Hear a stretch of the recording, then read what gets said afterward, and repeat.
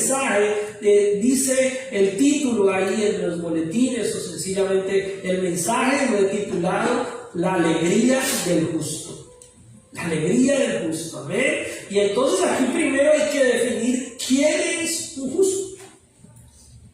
¿Quién es un justo? ¿Quién es una persona justa?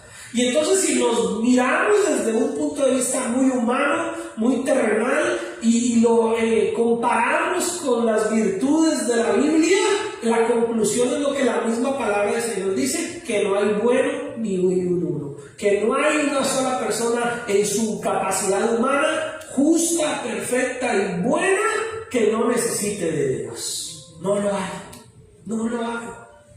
No lo ha habido y no lo habrá, porque el único bueno, justo y perfecto es nuestro Señor Jesucristo. El único que ha pisado esta tierra en total perfección de justicia, de amor, de misericordia, en todo el esplendor de lo que un ser humano debería ser, es nuestro Señor Jesucristo. Pero eso no significa que Dios no nos dé la oportunidad de ser vistos a través de Él también como justos. Si usted mira en el Antiguo Testamento, Dios se refería a muchos hombres de Él como justos. Y muchas personas en el Antiguo Testamento eran consideradas justas en el contexto de que eran personas que se habían identificado con la fe del pueblo de Israel. Cuando la palabra del Señor nos dice, y había un varón justo, en muchos pasajes lo dice, se refiere a personas que tal vez sí eran del pueblo o no eran del pueblo de Israel, pero que se habían adherido, se habían incorporado a la fe del pueblo judío, y entonces como cumplían a cabalidad con todas las normas y todos los preceptos del pueblo de Israel, se les consideraba varones justos, que no eran del pueblo, pero vivían correctamente con la normatividad del pueblo, y esos eran varones justos. Pero aquí lo que tenemos que entender y rescatar es el principio espiritual. El principio espiritual es que sin ser nosotros igual que Cristo, sin ser nosotros parte del pueblo de Israel, sin ser nosotros realmente perfectos en nuestra manera individual o en nuestra humanidad, nosotros podemos ser vistos como justos si nos comprometemos, si realmente nos identificamos y nos hacemos parte del pueblo de Dios. ¿Se dan cuenta? ¿Y cómo es eso hoy en día en la práctica? En la práctica es hoy en día que para ser vistos como justos de parte de Dios, tenemos que haber nacido de nuevo.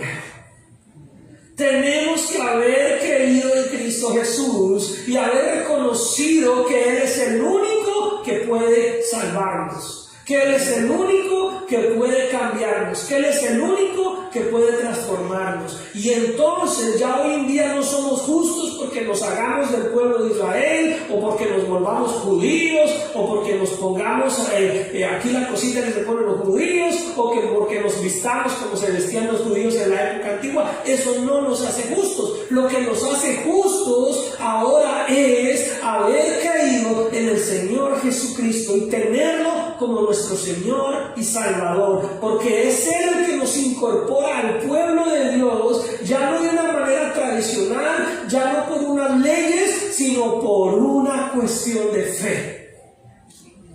Y nosotros hemos sido injertados al pueblo de Dios. ¿Estamos? Entonces, bajo esa óptica, ¿quién es justo? Justo es todo aquel que el Padre lo pueda ver a través del Hijo, que es Cristo Jesús. El filtro, llamémoslo así, el filtro de justicia es que Jesús esté ahí, mientras el Padre te mira a ti, ve a Jesús a través de ti. Y eso es la manera en que nos vemos hoy en día justos. Y entonces ahí así vamos a poder escudriñar qué es lo que el Salmo 64 establece. Y entonces hoy es una predicación, una enseñanza, una palabra de Dios para que primero tú digas: Señor, yo quiero ser una persona justa. Yo quiero ser un hombre justo, una mujer justa, y entonces no es cumplir con una serie de reglas, es parecernos a Cristo. Mire qué hermoso, qué sencillo es. O sea, sí, pastor, así dicho así suena fácil. Pero entonces para parecernos a Cristo tenemos que conocer a Cristo. Y ahí es donde hay que invertir tiempo, ahí es donde hay que disponer nuestro corazón. Pero no nos volvemos justos por cumplir una serie de leyes, no nos volvemos justos por sabernos de tradiciones judías, no nos volvemos justos porque le damos un mercado a una persona en necesidad. Eso no nos hace justos. Lo que nos hace justos es parecernos a Cristo. Porque si te pareces a Cristo, si te identificas con Cristo, si tu identidad está en Cristo, si Cristo es el centro de tu vida, si Cristo es la prioridad de tu vida, si tu vida gira en torno a Cristo, entonces en Cristo vas a inevitablemente como consecuencia cumplir con ciertas normas, con ciertos mandatos. Inevitablemente como consecuencia vas a ser una persona generosa, bondadosa, llena de amor, llena de bendición, para dar, para bendecir a otros, y no va a ser eso lo que te hace justo, sino que eres justo y como consecuencia te pareces a Cristo y como consecuencia bendices y ayudas a otros. Amén. Amén. Porque muchos quieren hacerse justos por sus acciones, pero la palabra del Señor dice que nuestras acciones, nuestras obras no nos hacen justos.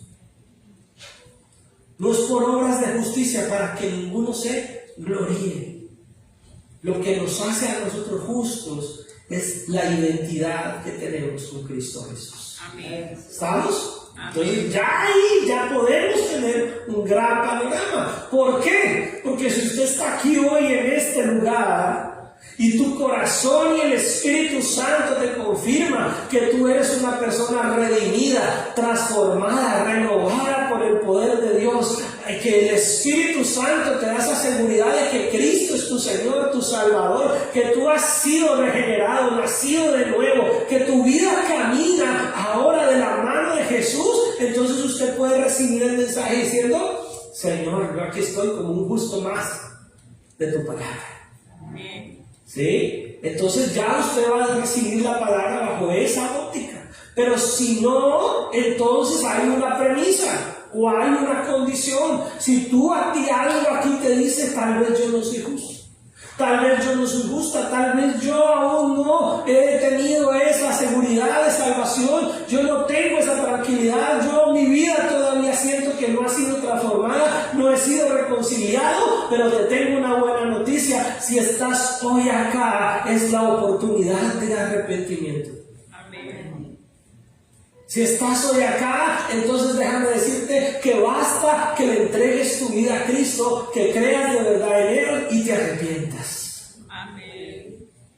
Y así tan fácil como que tú con un corazón sincero reconozcas tu pecado, reconozcas tu necesidad de Dios, reconozcas que has estado lejos de Dios, tan fácil como eso, y te arrepientas y le digas: Señor, yo te necesito, yo quiero creer en ti y yo quiero que tú seas el Dios de mi vida, el Rey de mi vida, mi Salvador, mi Señor. Así tan fácil como te lo estoy diciendo, el amor de Cristo va a inundar tu vida. Amén. Y Dios se hace justo a través de su gracia, de su justicia. Bueno, 2 escenarios. Siéntate con la libertad de recibir el mensaje con el escenario que tú quieras. Espero que sea diciendo: Señor, aquí está justo, una justa más. Y si no, espero que sea en el escenario que dice: Señor, hoy es el día. Hoy es el día de mi arrepentimiento. Hoy es el día de mi reconciliación. Hoy es el día en que tú me haces una nueva criatura.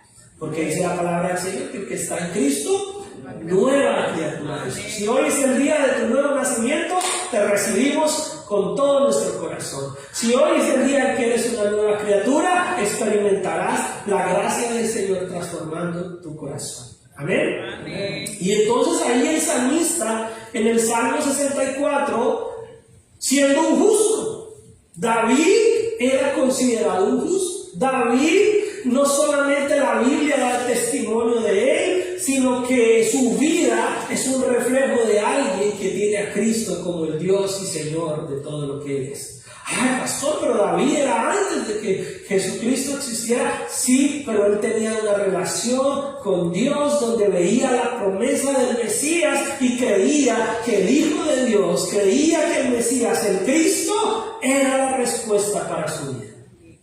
Era el único que podía, y casi que toda la poesía de Salmos es una poesía que nos muestra a Cristo.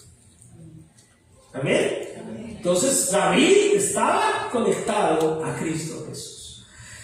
Y empezamos leyendo, dice el versículo 1: escucha, oh Dios, la voz de mi queja.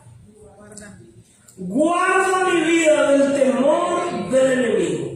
En primer lugar, aquí Dios nos está mostrando que sí, mis hermanos, sí, a veces nos da por quejarnos. El problema es a quién le expresamos nuestra queja.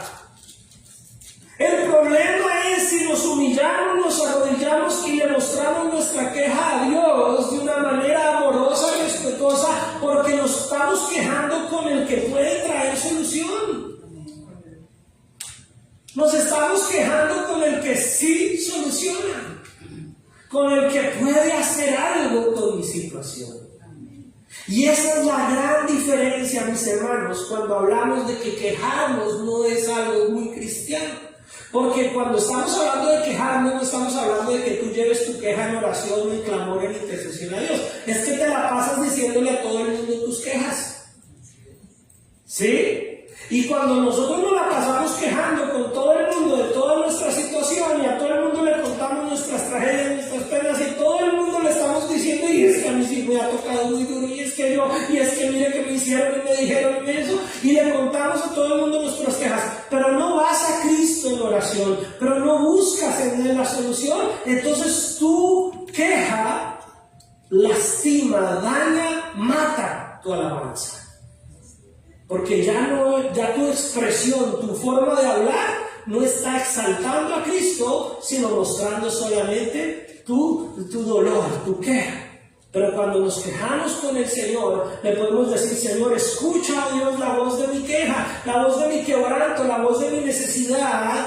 Guarda mi vida del temor del enemigo. Guarda mi vida de aquellas cosas que hacen que hoy tenga la necesidad de quejarme. Porque si usted se queja por algo, es porque ha habido una circunstancia que le ha venido a su vida. Entonces, cuando dice: guarda mi vida del temor del enemigo, señores, ayúdame, Señor, a poder enfrentarme a las circunstancias, a las amenazas, a las cosas que vienen contra mí. Hay cosas que son físicas, naturales, pero otras, la mayoría, son espirituales. La mayoría de nuestros problemas están más en nuestro corazón que en la realidad. La mayoría de nuestros conflictos con otras personas están más aquí que en la realidad con esa persona.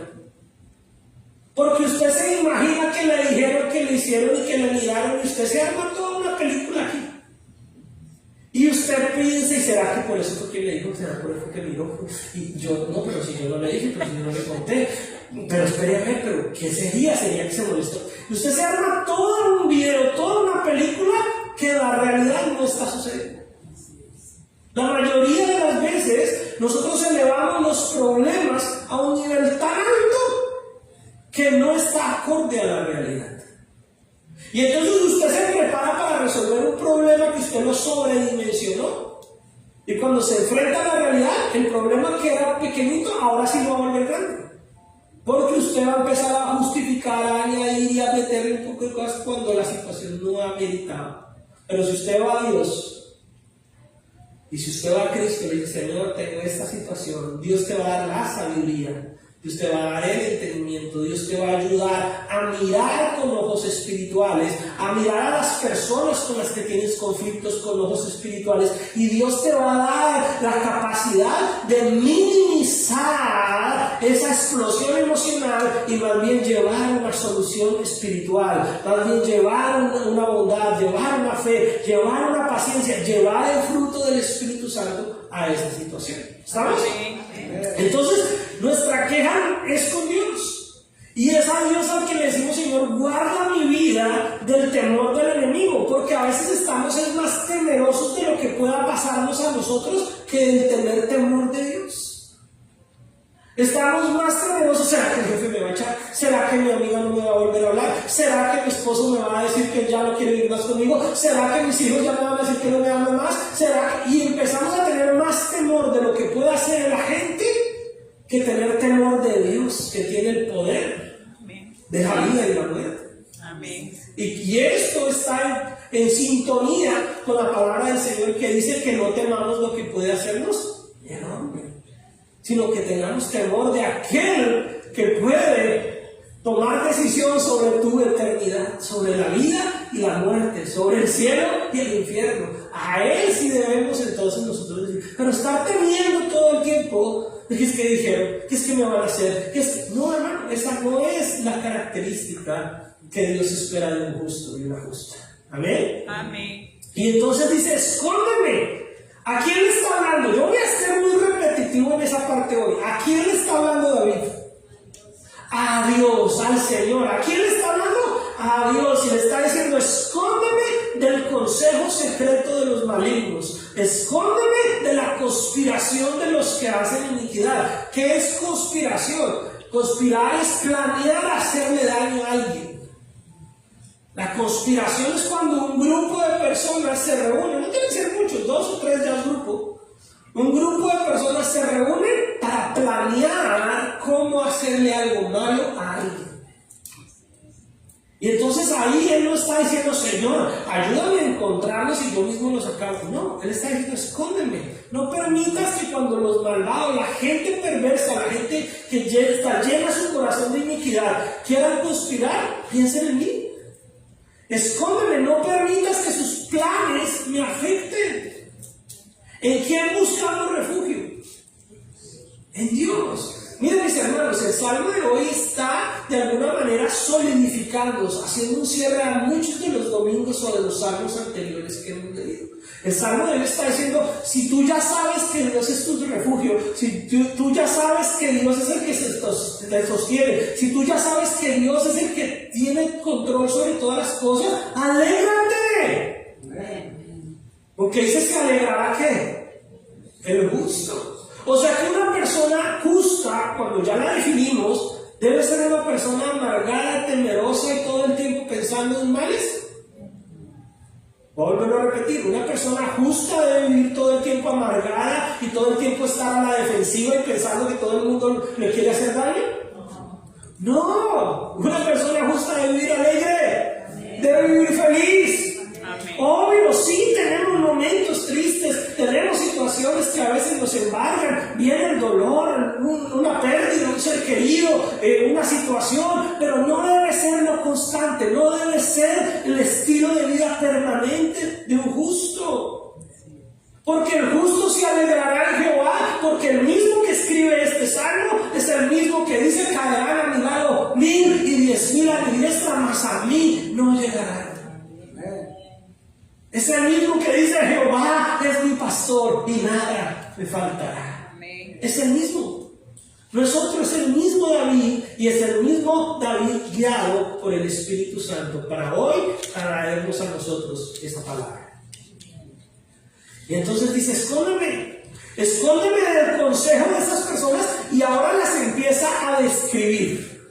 Vamos a describir a esas personas que conspiran. Y aquí es donde tenemos que pensar. Y haga así. Mira, la única obediente. Y haga así, que yo no clasifique, que yo no encaje, que yo no tenga ninguna de esas características. Porque dice que estas personas que conspiran, que buscan el mal de otras personas, que hacen iniquidad y de las cuales el justo se refugia y le dice al Señor, escóndeme, son personas que afilan como espada su lengua. Y vale con eso, pastor. Vuelve a ese David como que no tenía otro tema. Esas personas que conspiran, que hacen iniquidad, que buscan lastimar al justo, son personas que afilan como espada su lengua. Son personas que la tienen finita, con 2, 3 palabras. ¡Ja! Miren, no se necesita hablar mucho para lastimar.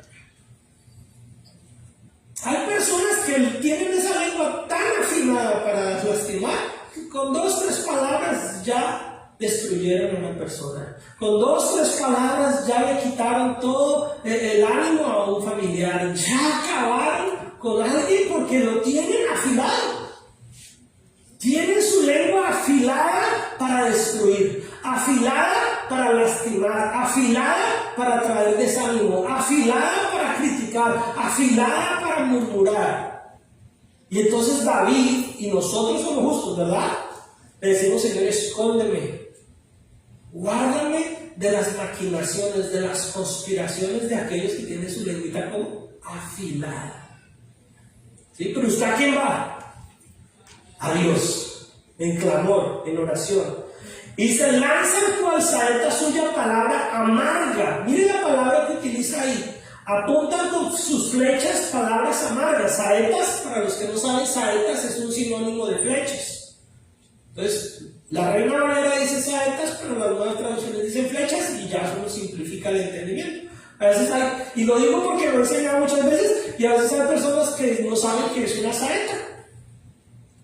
Entonces es más fácil saber que son flechas. Y entonces dice que esas flechas son para las palabras.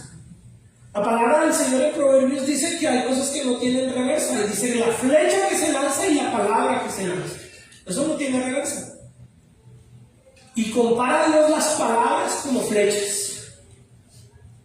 Y aquí dice, ellos alistan sus saetas con palabras que amargas, amargas, amargas. Por eso el ejercicio, hoy es una predicación muy intencional para que usted y yo hagamos un ejercicio de identificación. ¿Sí? Entonces hay personas que confiemos en el Señor, que no haya así entre nosotros, dice Pablo, que cada vez que hablan siempre es para de alguna manera desanimar, o traer amargura, o traer algo. Y a veces en cosas sencillas están demostrando que su corazón es amargado. Alguien puede llegar y decir: ay, mire que ahorré tanto para poderme comprar esto, que lo necesitaba tanto en mi casa. Me habían dicho que salen malos. Oiga, ¿qué le cuesta decir lo felicito por haber ahorrado? Ojalá le salga bueno. Hay personas que inmediatamente abren su boca, quieren destruir la intención. Como iglesia les presenté el video ahorita de los años y les dije: la iglesia tiene mucha plata, ¿esto para qué piden? O sea, su lengua inmediatamente está buscando traer amargura.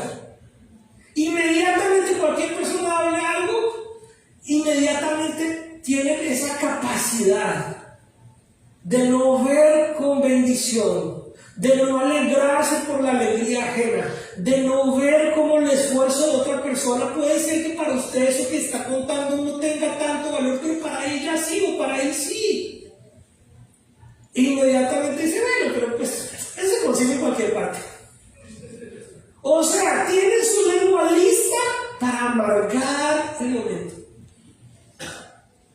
Y espero que no sea así, pero hasta con nuestros hijos a veces. El niño llega a contar algo que para él es importante, la niña llega a contar algo que para ella es importante. Ay, ahorita no me hable de bobadas, estoy muy ocupado, muy ocupado. Amargura. Porque su hijo o su hija le quería contar algo que para ella o para él era importante. Y usted en su amargura, o yo, en nuestras amarguras a veces de adulto, en lugar de traer una palabra de bendición, de decirle: me alegra por ti, sigue adelante, persevera así con esas cosas y siga creyendo que Dios te va a ayudar, ahorita no me molesta. Ustedes sus tonterías. Acabamos con el corazón del hijo con una palabra. Acabamos con el corazón de la niña, del niño, con una palabra. Con 2 palabras ya nos bajamos. ¿Con qué ganas después le quieren volver a contar algo? Y llegan a la edad que estamos de allí Y los papás empiezan a desgarrar las vestiduras. Ya no quiere hablar conmigo, pastor. Mire, ya no habla conmigo. Pues, ¿por qué? Porque cuando quería usted no le prestó atención. Cuando quería usted lo desanimó. Cuando quería usted le tiró al piso todas sus cositas, porque para usted no tenían importancia. Para usted no tenían valor, pero para él sí, para ella sí. Y entonces cuando ya ellos van creciendo y se dan cuenta y analizan, ¿para qué le cuento a mi papá? ¿Para qué le cuento a mi mamá? Siempre dice que son bobadas mías, que son tonterías mías, y yo ya no le cuento. Y ya cuando el papá empieza a sentir esa ausencia, la mamá empieza a sentir esa ausencia, ahí sí se les descarga. Pastor, dígale algo que está en esa etapa de rebeldía, le voy a decir algo a usted. Yo fui pastor de jóvenes y más ganas me daban de jalarle las orejas a los papás que a los jóvenes. ¿Por qué? Porque a veces la lengua está afilada con palabras de amargura. Palabras de amargura todo el tiempo. Palabras que todo el tiempo están destruyendo, lastimando, hiriendo. Lo dijimos hace 8 días y lo repito hoy, es mucho más fácil destruir que construir. Es mucho más fácil acabar con la reputación de alguien que levantar a alguien que ha fallado, que ha caído. Es mucho más fácil cuestionar y criticar que decir cómo puedo ayudar. Cuando nosotros realmente tenemos como identidad a Cristo y somos justos, tenemos que pensar como Cristo piensa, amar como Cristo ama, hablar como Cristo habla. Y para eso necesitamos conocerlo a través de su palabra. Porque si no, mis hermanos, a veces queriendo o no queriendo, tenemos la lengua afilada solo para atraer amargura. Afilada solo para cuestionar, solo para criticar, solo para acabar con alguien. Y si a eso se le suma que de pronto en el corazón hay envidia, que en el corazón haya celos, que en el corazón haya resentimientos, entonces si un hermano, un familiar, no tiene que ser ni siquiera de la misma iglesia, o puede ser ni siquiera puede ser no cristiano, pero hasta eso es la forma como a veces no es efectiva nuestra evangelización. Porque queremos evangelizar pero con envidia, queremos evangelizar pero queremos es que la persona llegue, lo quiero ver bien mal para que yo le pueda predicar de Cristo. No, porque usted quiere ver mal a los demás por ser impíos o por no tener a Dios en su corazón. Al contrario, ore por ellos, para que cuando usted le predique Dios toque sus corazones, pero usted no espere solamente la tragedia al verlos mal, porque a veces vemos al familiar que no es cristiano, que compró, que hizo y pero quién sabe dónde. No, pero no tiene a Cristo. Pues sí, no tiene a Cristo, pero eso no está ayudando a que usted lo evangelice. Eso lo sabemos y lo entendemos. Pero ¿cómo vas tú a decirle? Más bien vaya y dígale, me alegra mucho por usted, Dios lo bendiga, porque mire, esta es una prueba de que Dios es bueno, de que Dios hace llover sobre justos y sobre injustos, que Dios tiene bendiciones para tu vida, pero tienes que esperar lo más grande. Así como usted se alegra por haber comprado esto, por haber obtenido esto, también yo le animo a que experimente la verdadera alegría que yo tengo, porque yo soy un justo, una justa de Dios. Pero sabe que a veces la gente, y aquí nos tenemos que descuerar, mis hermanos, porque el juicio empieza por casa. A veces la gente no nos ve a nosotros como alguien a quien quiera imitar y que quiera seguir, porque no nos ve alegres, nos ve amargados todo el tiempo, resentidos, rencorosos, todo el tiempo queremos es como acabar con todo. Queremos echarle a todo la culpa al diablo, estamos quejando de todo se nos vuelve guerras y problemas. Y a veces la gente dice, para no ser igual de amargado que mi tía Jacinta. O sea, en esa iglesia no solo nos amargan, en esa iglesia solamente no nos dejan bien amargados, bien insatisfechos. Ese es el testimonio que a veces damos como cristianos. Y pretendemos evangelizar así. ¿Sí estamos? Pero el Señor nos está invitando a que nosotros no seamos así, porque el justo se debe alegrar. ¿Por qué? Alégrese porque su boca, su lengua no esté afilada para hacer una amargura para los demás. Alégrese por eso.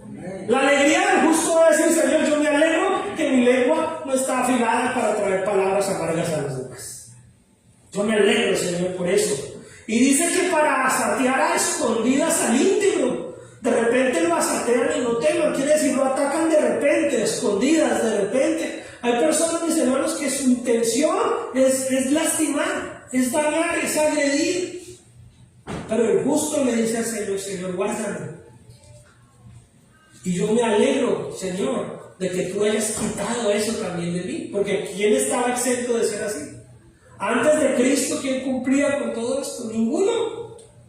Entonces, qué bueno que usted se alegre y diga, Señor, gracias, porque estás quitando de mí también eso. Que yo no esté buscando hacerle nada malo a nadie, que yo no esté tratando de hacer lastimar al íntegro. Pero saben, hermano, y aquí otra vez vamos a pisarnos un poquito los callos. A veces entre cristianos vemos a alguien que está perseverando en la fe, que está buscando de Dios y sobre todo que lleva poco tiempo de pronto en el Evangelio y lo vemos más comprometido, congregándose, llenando. Eso le va a durar un tiempo, ese es el primer error, después se le pasa. No se le tiene que pasar, mis hermanos. Tiene que mantener así. Si a usted ya se le pasó, entonces el problema es suyo, no el nuevo que tiene esa pasión. El nuevo está en lo que llamamos nosotros su primer amor, y usted dice, eso se le pasa. No, pues si se le pasó a usted, está mal. Porque eso no se nos tiene por qué pasar. Eso no tiene por qué apartarse del creyente. Que tenga usted 20, 30, 40 años, debe seguir amando al Señor y debe ser su primer amor.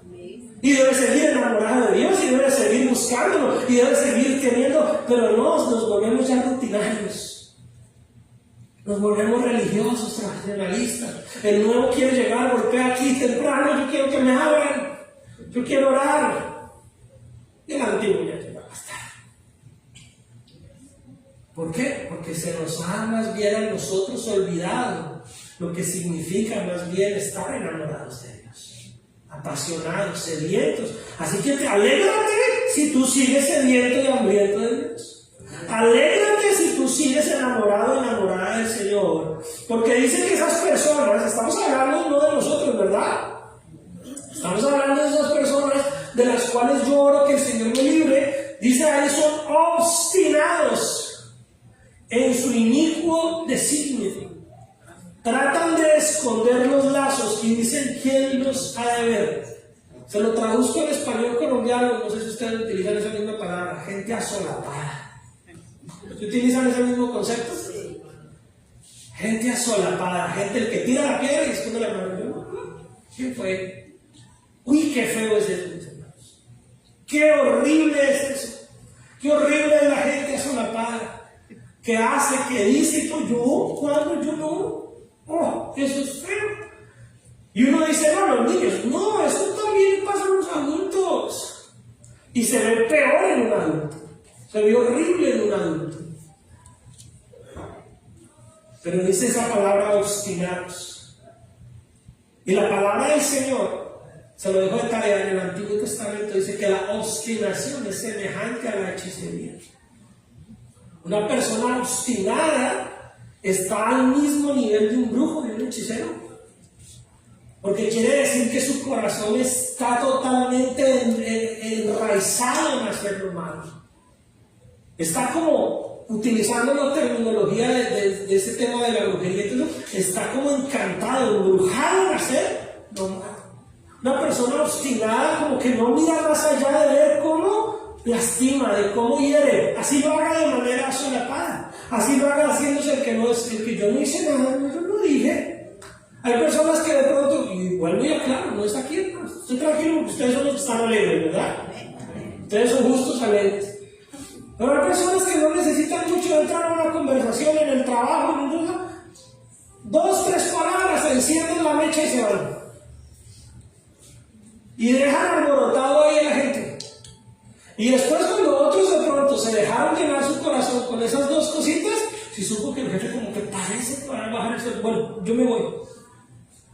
Y otro, ¿cómo así que nos va a bajar? Y arman el tierrero, arman el problema, arman el ese. Y después, cuando el problema está grande, pues no, yo no estaba en ese grupo. A mí que no me metan. A solapados. Porque hay personas que así prenden así, un poquitico de fuego, un poquitico de gasolina. Pero el Señor está diciendo, estas personas son obstinadas, se animan unos a otros a hacer el mal. Ponme la Nueva Traducción Viviente, por favor, versículo 5. Mire cómo dice la Nueva Traducción Viviente. Yo quiero que miren ahí. Gracias, Señor, ya se nota bien nítido. Dice, se animan unos a otros a hacer el mal y maquinan cómo tender sus trampas. ¿Cómo? En secreto. ¿Quién se dará cuenta? Pregunta. Me gusta mucho cómo está traducido ahí, porque nos lo deja ver de una manera mucho más clara. Una persona obstinada quiere que otros también sigan por el mismo ritmo. Otros también, a ver, si yo voy a murmurar con este, yo quiero que este le ponga más sabor. Si voy a criticar con este, yo quiero que este critique más. Sí, no, hagámosle, digamos y hagamos. Y en lugar de más bien ser mensajeros de paz, de amor, de bendición, todo el tiempo están maquinando cómo tender el secreto a otro. Y miren, mis hermanos, hay un principio bíblico que aplica en un 99%. Dios es un Dios de luz. Dios es un Dios de claridad. Dios es un Dios de transparencia. Casi todo lo que se hace en secreto no es de Dios. Y por eso deja un margen de un 1%. Porque si usted piensa celebrarle el cumpleaños a alguien y le va a dar una sorpresa, pues tiene que hacerlo en secreto, ¿verdad? Entonces digamos que esa sería una excepción a la regla. Que usted va a sorprender a alguien y le va a dar una fiesta bien bonita y le va a comprar algo, pues usted tiene que hacerlo en secreto para que sea sorpresa. ¿Sí? Ese sería como un ejemplo de las posibilidades de que algo en secreto no sea malo. Pero casi todo, y estoy utilizando muy intencionalmente mis palabras, casi todo lo que se hace en secreto no es de Dios. Casi todo. Casi todo, porque Dios es un Dios de orden, Dios es un Dios de luz, Dios es un Dios de transparencia, Dios es un Dios de claridad, Dios es un Dios de integridad, de honestidad. Entonces, cuando las cosas se tienen que hacer tan en secreto y todo, pero no. Yo a mis hijos, por ejemplo, esto es un consejo como padre. Cuando estaban más chiquitos, yo ahorita no les tengo que decir eso porque ya se los dije tanto y ya me tienen rayados en su memoria. Pero yo les decía, hijos, si a ti un adulto, un niño, un joven, alguien te dice, vamos a hacer esto, pero no le cuentes a tus papás, inmediatamente cuéntanos. Porque si alguien, por la razón que sea, te dice que no nos debes contar a nosotros, ya ten por seguro que lo que te están pidiendo es malo y no va a ser bueno para tu vida. Y yo a mis niños de 3, 4, 5 años con mi esposa les decía, si alguien te dice no le cuenten a sus papás, ya eso es una bandera roja, eso es una alerta, eso es una bandera roja, porque si alguien te dice no le cuentes a tus papás, es porque lo que te está invitando a hacer o lo que te está diciendo no agrada a Dios. Muy probablemente no te va a servir y no va a ser útil para tu vida.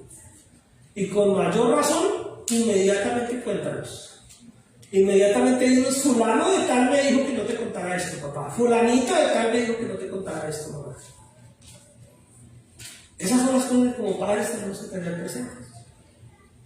¿Por qué? Porque el enemigo conspira. El enemigo se anima a hacer el mal, el enemigo es obstinado. La gente mala maquina sus trampas en secreto y se preguntan quién se va a dar cuenta. Por eso tenemos que orar. Por eso venir aquí a las 10:30, mis hermanos, no es un lujo, es una necesidad. Venir aquí a las 10:30 a orar no es porque no tenga usted nada que hacer, es al contrario, usted tiene mucho que hacer y necesita hacerlo bien. Y necesita sacar tiempo para hablar con el que tiene que hablar, para que Él lo guarde todos los demás días, para que Él lo ayude todo el tiempo. Amén. Y dice, inquieren iniquidades. Mire, la gente mala se toma su tiempo. ¿Sí? Lo que está diciendo ahí en el versículo 6 dice, inquieren iniquidades, hacen una investigación exacta. ¿No le parece curioso? Hermano, yo estoy predicando más que como un miércoles, casi como un estudio bíblico. ¿No le parece curioso que ahí diga hacen una investigación exacta? Miren, mis hermanos, hay gente tan mala y tan desocupada que sí le saca tiempo a investigar bien cómo le hace daño a otra persona. O cómo amplía un chisme. No, deje yo me averiguo. Deje yo me averiguo, que yo sé con quién pregunta, deje que yo me averiguo. Yo sé con quién sé. Y uno les dice, hermano, ¿por qué no ha leído? ¿Por qué ha visto? No tengo tiempo, pastor. Pero sí tienen tiempo para investigar cómo el chisme, ¿no? ¿Por qué no se congregan? No hay tiempo, pero hay tiempo a veces para investigar cómo hacerle daño a alguien. Hay tiempo para meterse en lo que no nos importa. Hay tiempo para estar metidos en la vida de los demás y no interesados en nuestra relación con Dios. Díganme. Es un buen momento para decir amén. Aleluya, gloria a Dios, Cristo vive. Saque el cristiano. ¿Sí? Hay gente, mis hermanos, que sí saca tiempo para lo malo. Hay gente que sí se pone y dice, y el íntimo pensamiento de cada uno de ellos, así como su corazón que es profundo. Miremos lo que dice la Nueva Traducción Viviente, por favor. Dicen mientras traman sus delitos, hemos orquestado el plan, ¿qué? Perfecto. Dice, es cierto, el corazón y la mente del ser humano son, ¿qué? Astutos. Miren, mis hermanos, la maldad también requiere, y obviamente estamos hablando de una inteligencia terrenal, pero el que es malo también se saca su tiempo, investiga, se hace sus mañas, mira a ver cómo perjudica, cómo lastima, cómo destruye. Por eso nosotros tenemos que invertir tiempo en hacer que lo bueno. Aquí es donde el justo se alegre. Alégrese. Porque si usted sabe que el malo saca tiempo para lo malo, usted alégrese de que usted puede invertir su tiempo en buscar de Dios. Alégrese de que usted más bien, en lugar de estar metido en lo que no le importa, usted puede buscar y leer la Biblia. Alégrese de que usted puede más bien conocer más a Cristo, en lugar de estar mirando cómo los demás hacen o no hacen, o cómo los demás pudieron comprar o no pudieron comprar, o pudieron hacer o no pudieron hacer. Eso no es asunto suyo. Usted concéntrese en buscar de Dios. Amén. Perdónenme que predique muy así, mis hermanos, pero es necesario. Es necesario para entender que si usted quiere vivir alegre, tiene que vivir como justo. ¿Amén? Amén. ¿Quiere vivir alegre? Amén. Tiene que vivir como justo, porque se alegrarán ¿quiénes? Los justos, no los injustos. Se alegrarán los justos. Y dice, más Dios los herirá con saeta. De repente serán sus plagas, sus propias lenguas, versículo 8. ¿Qué dice ahí? Léalo conmigo si usted tiene ahí su Biblia o está mirando la pantalla. ¿Dice qué? Sus propias lenguas los harán caer, se espantarán todos los que los vean. Miren, mis hermanos, es sencillo. El justo vive alegre, porque usted no está pensando en usted defenderse. Ay, a veces desgasta tanto. Yo sé que hiere, yo sé que duele, yo sé lo que es eso. A veces uno se acuesta y dice, no, pero si no lo encuentro, le digo esto y le digo lo otro. Pero cuando usted va a Dios, les dice, usted no diga nada, deje que yo haga eso. Porque a veces si nosotros nos queremos defender, dicen mis hermanos mexicanos, la regamos. De pronto planeamos una conversación muy espiritual. Usted en su mente se imagina, no, deje que yo hable con la persona y yo le voy a decir y le voy a citar este versículo y le voy a citar este otro. Mentiras. Cuando llegó con la situación, si usted no había puesto eso en las manos de Dios, su carne se le olvidó el versículo y le dijo fue 2 por 3, por 4, por 6. Y lo que parecía un problema pequeño, usted lo agrandó más. Y lo que iba a ser una supuesta solución terminó agravando más el problema. Y si la persona no era cristiana, se dio cuenta que usted, en lugar de darle, mostrarle misericordia, amor, perdón, usted fue igual, se puso de igual a igual. Y entonces, ¿dónde quedó Dios ahí? ¿Dónde dejó en nosotros nuestra imagen de Cristo? Por eso el Señor dice en su palabra que Dios, ¿qué? Los herirá. Y sus propias lenguas los harán caer, se espantarán todos los que los vean. Entonces temerán todos los hombres y anunciarán la obra de Dios y entenderán sus hechos. Mis hermanos, cuando nosotros como justos, y quiero creer que estamos viviendo como justos, para alegrarnos como justos, cuando nosotros ponemos todo en las manos de Dios, sí, esperar es difícil, tener paciencia es difícil, ver cómo a veces la gente mala se sale con la suya es muy complicado, eso en nuestro corazón humano no se siente bien. Pero cuando usted sigue perseverando en dejar que Dios obre, Dios a su tiempo, Dios en su momento, hará lo que Él tenga que hacer. Y la gente se dará cuenta, y la gente entenderá, y la gente también, ¿qué? Dice, temerán todos los hombres. Cuando Dios es el que te respalda, cuando Dios es el que sale a defender tu reputación, cuando Dios es el que sale a defenderte en tu trabajo, cuando Dios es el que sale a defenderte en medio de tu familia, cuando Dios es el que sale a defenderte en medio de cualquier cosa, déjame decirte, todos temerán. Pero cuando somos nosotros los que salimos a defendernos de nuestras fuerzas, tal vez quedamos bien nosotros. Escucha esto. Tal vez usted defiende y queda bien. No, yo no podría dejar eso. Pero ¿cómo queda Dios ahí? ¿Cómo dejamos a veces el nombre de Dios? ¿Cómo dejamos nosotros el nombre de nuestra identidad y de nuestra claridad como cristianos? ¿En dónde queda nuestra identidad como cristianos? A veces cómo queda parada la iglesia, y no por el título, ni por el edificio, ni por el nombre. ¿Cómo queda parada la iglesia de Cristo, el pueblo de Dios? A nivel general. A veces dejamos mal parado o mal identificado el pueblo de Dios solamente porque a mí me interesa guardar mi reputación, mi defensa.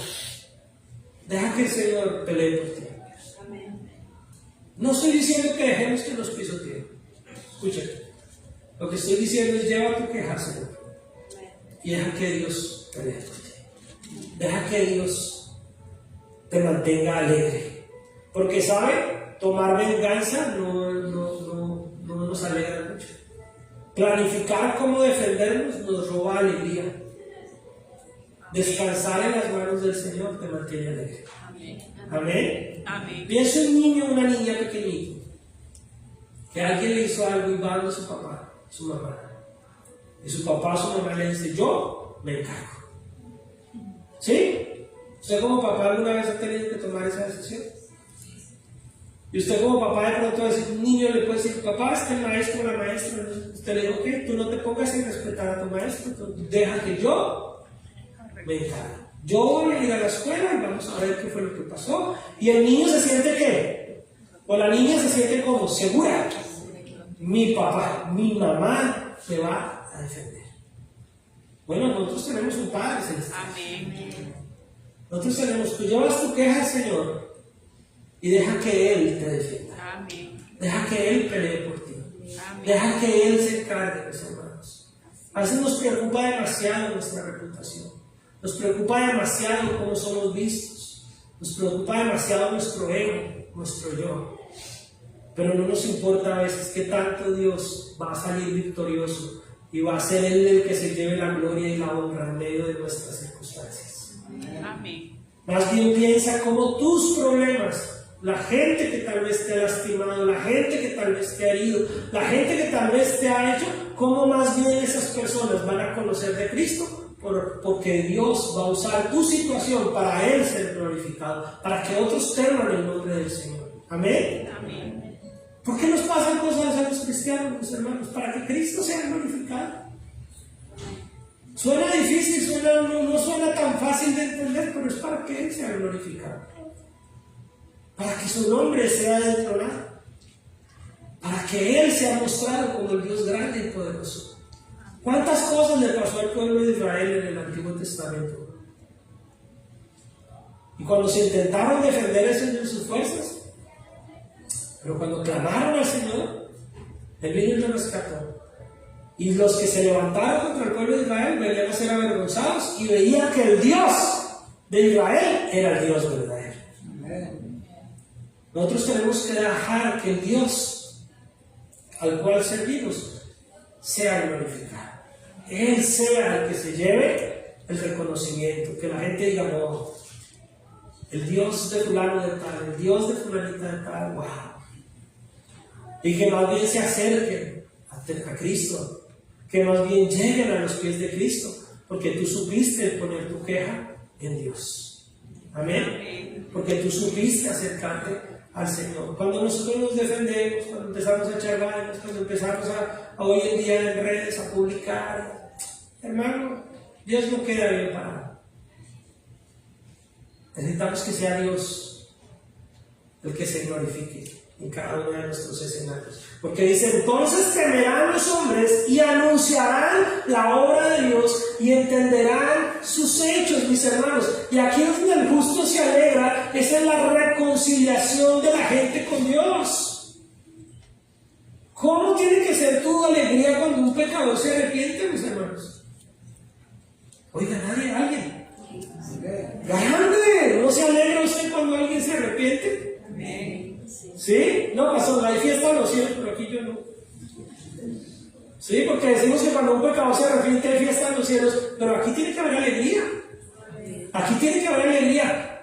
Pero ¿sabe qué es lo que pasa? Que queremos que se arrepienta el pecador, que se alegre, que el cielo haga fiesta, pero si el pecador me hizo algo a mí, no. Si el pecador fue el que me lastimó a mí, no, ese no. Porque usted quiere es juicio, venganza, destrucción para el que le hizo algo a usted, ¿verdad?